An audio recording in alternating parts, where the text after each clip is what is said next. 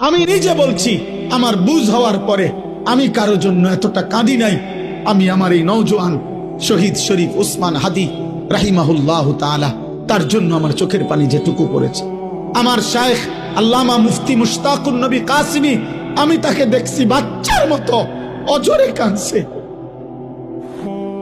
একসাথে ভাত খাইতে বসছি, ভাতের থালার সামনে পর্যন্ত হুজুরে দেখছি কাঁদতেছে।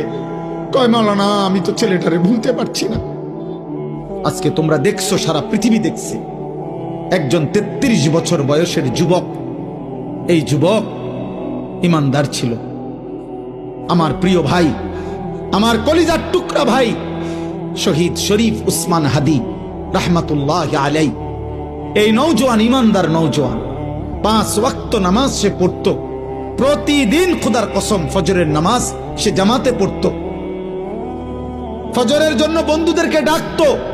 ফজরের নামাজ পড়ে তার সংসদীয় এলাকা, যেখান থেকে সে স্বতন্ত্র প্রার্থী হতে চেয়েছে, সেখানে ওয়ার্কিং করত। যেদিন গুলিবিদ্ধ হয়েছে সেদিন তো সে জুমার নামাজ পড়ে আল্লাহকে সেজদা দিয়ে মসজিদ থেকে বাইরে হয়েছে। এর কিছুক্ষণের মধ্যেই সে গুলিবিদ্ধ হয়েছে।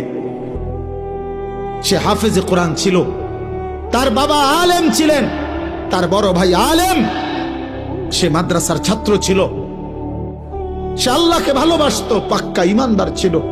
তার হৃদয়ের সবটায়